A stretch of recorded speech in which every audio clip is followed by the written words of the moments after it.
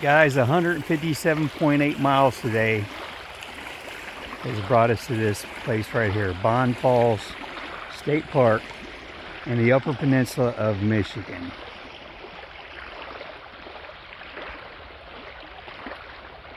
Let me show you this campsite. So, water,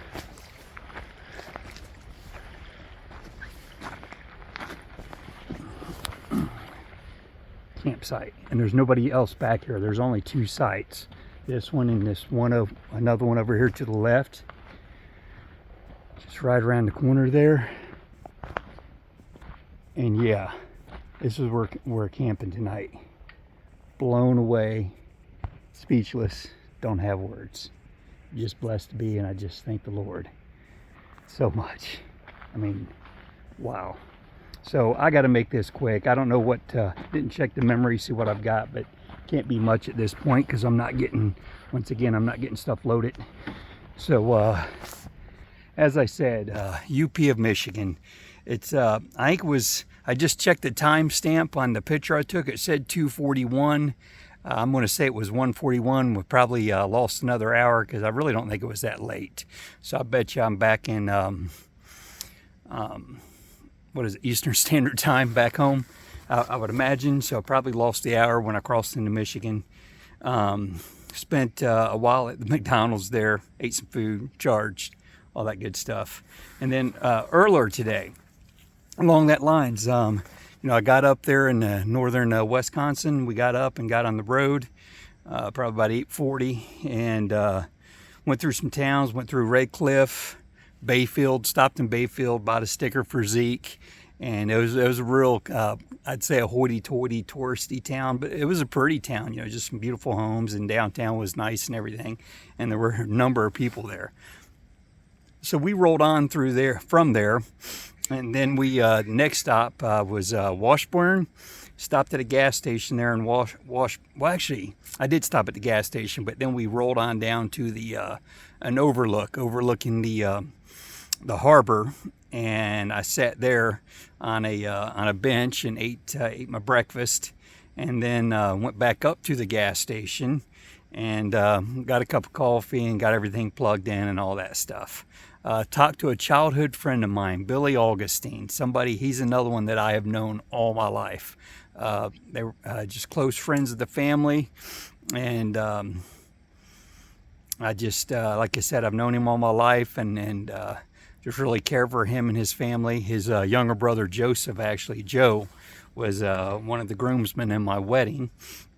But I've hung out, me and my brother John both hung out with old Billy over the years. Back in the day we did. We unfortunately, again, just as adults, we haven't spent much time together. But I'd like to think, God willing, we're going to change that. We're going to get together. That's what we were saying today, that he and John and I and Joe and all of us, just, we got to get together. We always say we're going to, so we need to. But it was great to talk to you, Billy, man. It has been too long, brother.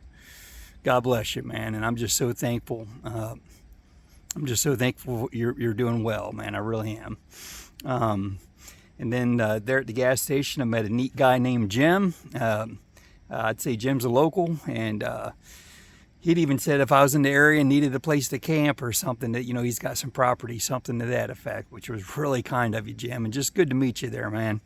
And he told me he lived on the road. I think he said for about 10 years. He said not on a bike, but he did some serious traveling, you know, one way or another. So good to meet you, Jim. And then also met a real sweet woman, an older gal named Dory. And she was a character. She was as pleasant as all get out. As she was bubbly and just full of life. And you know, she was not a young woman, but she was young at heart. And she's American Indian. And she's also Finnish. Her mom was American Indian. Her dad was Finnish. And she had said that her mom, this was, I mean, pretty wild. When her mom was just a kid, she got sent away to boarding school down to Kansas, which I've heard they did that with Native American kids, maybe girls in particular. I'm not sure if they did both, but she got sent to boarding school down in Kansas. And when she was 16, her and another friend walked away from that school. And I mean, literally, they walked from Kansas back up there to northern Wisconsin, which, you know, is amazing. I mean, it's just so neat, you know, just the desire to be home and to do what you got to do, you know, as a young woman. And we're talking, you know, many years ago, of course, you know, walked, you know, cross country, so to speak, back home. And I think that's just super cool. But Dory was telling me their Chippewa is what she is on her mom's side. Um, Ojibwe, I think, as she said, is what the Indian name. She said Chippewa is the white man's name for them, but Ojibwe is what they call themselves.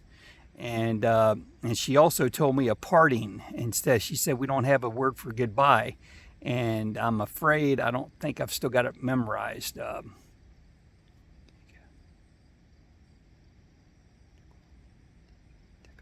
I think it was Gega Tekamon.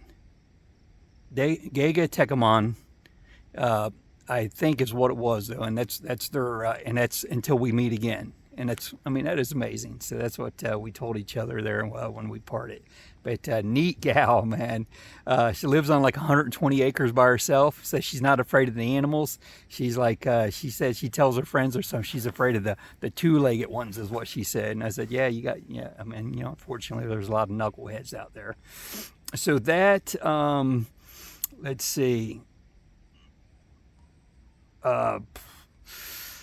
Again, rode into Michigan there to Ironwood is what it was, and went to that McDonald's, met a young man named Michael from Oregon who's riding a Ducati like I've never seen before. I can't say I've seen a lot of Ducatis, but this was like a dual sport, I guess, or an adventure bike. I think it's an 850, and they called it a sand sled, he said. But anyhow, he was a neat guy. He was, again, from Oregon, and he's ridden over here to the UP. He has some friends in the area, so he's going to spend a little bit of time with them. So that's cool. Great to meet you, Michael, and good riding, man. Let's see, what else? You know, just the fact, and again, I'm just kind of blazing through all this, but it's what's got to be done. Check this out. There's some family of ducks going by here. Hey, speaking of wildlife, I stopped at a beautiful roadside rest here in Michigan here just a little bit ago. And while I was sitting there, I heard a sound, and I haven't told you all this. I've told you what my favorite sounds of nature are, but there is actually another sound I kind of forgot about because it's a newer one for me. I just heard it for my first time probably, I'm going to say maybe in the last 7 years or so, but it's the call of a sandhill crane. And I am pretty sure sitting there at that rest stop, I could hear sandhill cranes. I don't know if you call it honking or what it is that they do, but it's a eerie, super cool sound. So that was a blessing and a bonus to hear that. I'm gonna have to ask somebody about sandhill cranes being here in Michigan. But Michigan, the UP is beautiful. I love it. Again, the water, the pines. Also, I was gonna mention back in Minnesota and Wisconsin, and I think again now in the UP as well, they have aspen. I didn't realize it was aspen. I figured it was birch trees, all the white trees I was seeing, but that woman at the Bear Center of North America, or North American Bear Center, said something about aspen trees being over there, and so it made me think, well, maybe it's aspens and birch, but evidently I don't think there's much birch. Talking to Dory today, she was telling me that birch trees, at least in Wisconsin, are protected, endangered, I guess. There's not a lot of them. And I would imagine that's the case over in Minnesota and the UP as well. But let me just say, again, I absolutely loved Minnesota. I haven't said this in a long time, but that is my new favorite place. It's a beautiful state. Again, it's what I expected it to be, but that's a good thing. You know, in my mind, I pictured a place beautiful like it is. And the same as Wisconsin, that's exactly what I thought it would be. Again, the pines, the aspens. Well, again, I didn't particularly know it was going to be aspens, but just the scenery, lush, green, beautiful farmland, and just beautiful country. And so yeah. Let's see what else. And again, just the UP, something I haven't said. Maybe I did say this already, but I haven't been up here since we got hit on 9/11. I was over in the Porcupine Mountains Wilderness, which was if I was going to go up there, I would have turned off back there not too long ago, probably.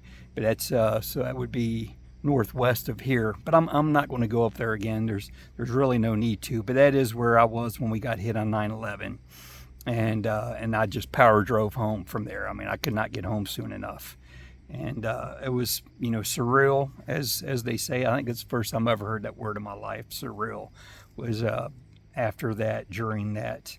But wow, I mean, it's what, 21 years ago this September.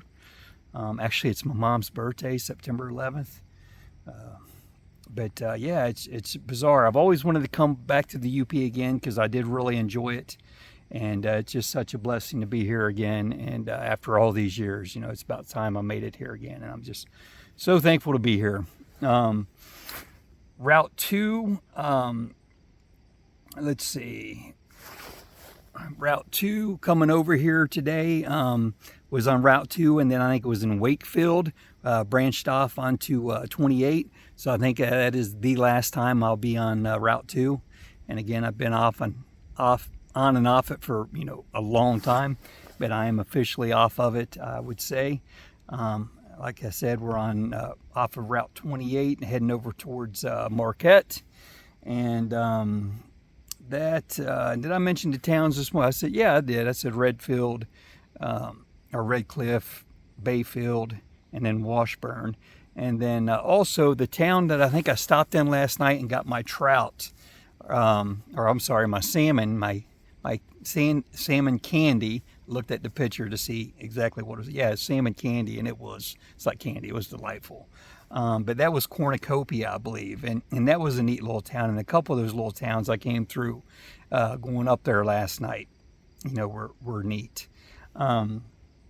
So all that said, I should really shut this down. I'm really surprised I haven't ran out of space yet. I think I've covered it. Oh, I have not. In that really beautiful roadside stop here a little bit ago, I met Mark and Carla from Seattle. And she was in Saskatchewan for the summer. I take it working maybe, and I guess maybe he met her over there, and they went over to the east, and they went to Niagara Falls, and now they're working their way back across the country. Actually, she might be going back to Saskatchewan, I'm thinking. But anyhow, Mark was an exciting guy, friendly guy, and it's just good to meet you and Carla. Mark's also a writer, and so yeah, it's just great to meet you guys, and I hope you're watching along, and like I said, it was my pleasure. So let me turn this around and just show. I might even check the weather and just sleep under these trees tonight. Guys, it could not get prettier than this. Who knows, maybe even Lord willing, I'll hear a loon.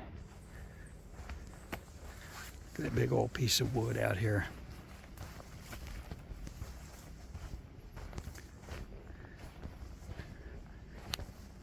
Wow. That's all I can say is wow. All right, guys. God bless y'all. Thanks for watching. Good night. And Gega Tekamon, I think is it. Anyhow, whether that's the whether that's the correct pronunciation or not, I mean it either way. Until we meet again, until we talk again. Good night.